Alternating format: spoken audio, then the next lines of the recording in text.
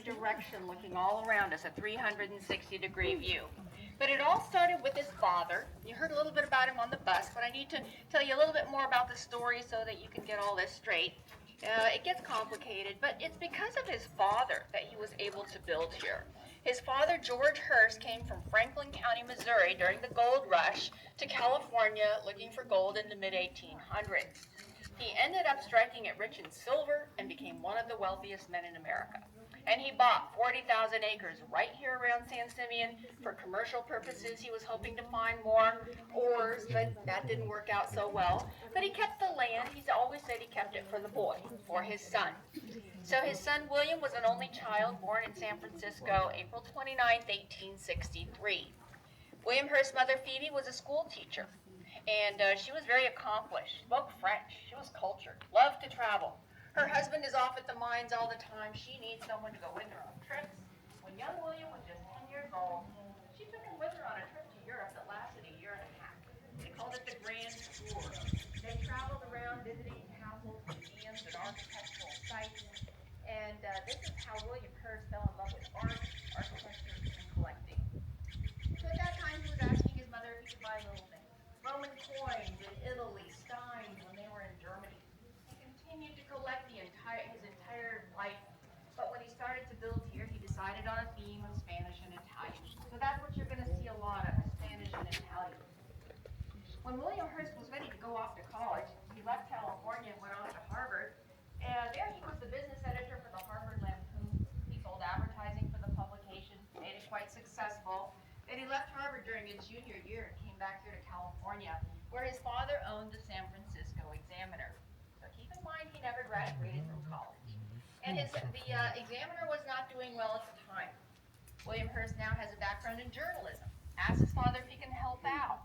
He does. He triples the circulation in a few short years, and that was the beginning of his career as a publisher.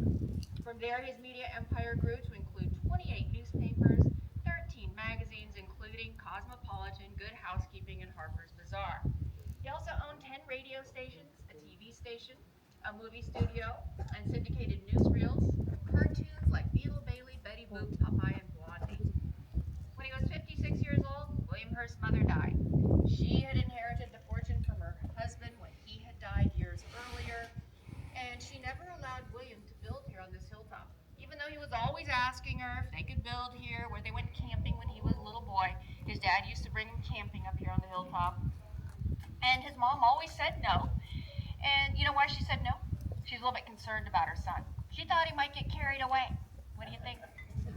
She knew her son. They used to call him Wasteful Willie when he was a boy. She knew he was a little bit of a spender.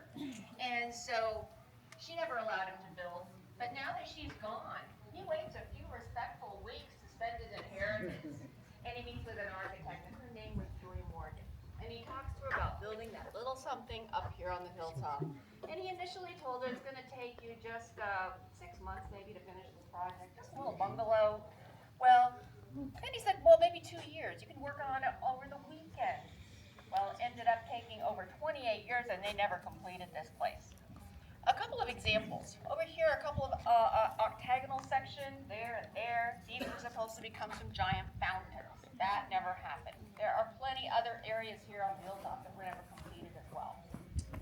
So Mr. Hearst died in 1951, and after his death, the family gave this property to the state of California, and we opened up as a state park in 1958.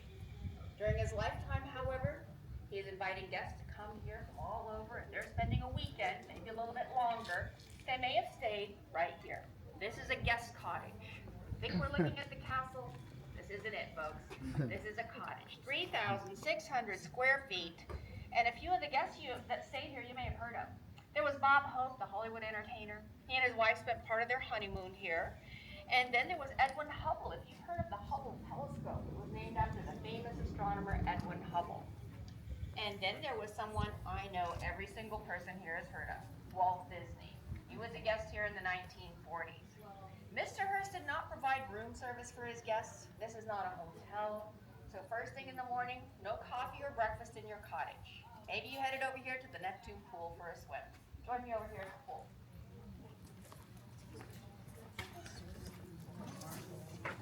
So this stone is our California serpentine.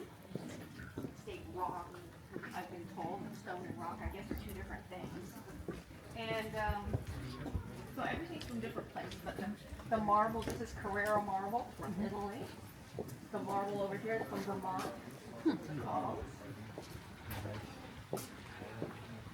Mine is something I knew. Something really funny. Is there train service from like Los Angeles to San Simeon or the Train service was from Los Angeles to San Luis Obispo. and then down to San Luis? Yes, yeah, he has taxi service with me for that.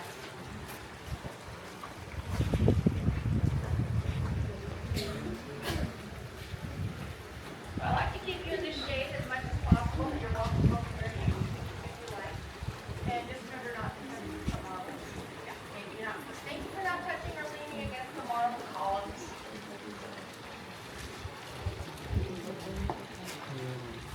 So has anybody seen photographs of this pool before?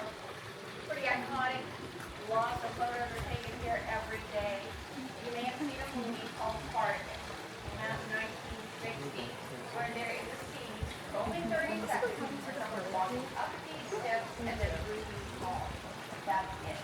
Mr. Hearst does not allow commercial filming during his day, so we don't either today. So that's part of this movie. Was probably the contract for it was done after he was dead, before we took over as a state park. And then in the early 2000s, we needed some money. So this pool was leaking about 5,000 gallons a day. So Lady Gaga did a couple of videos, and you can look at it online. It's called GUY. So she used this pool and the Roman pool that we will see later on our tour. You can look it up online if you like. It is called the Neptune Pool, appropriately named because of Neptune, right up there in the middle of the temple facade. He is a 17th century Italian sculpture. And originally Neptune held something up in one hand. Anybody know what that would be?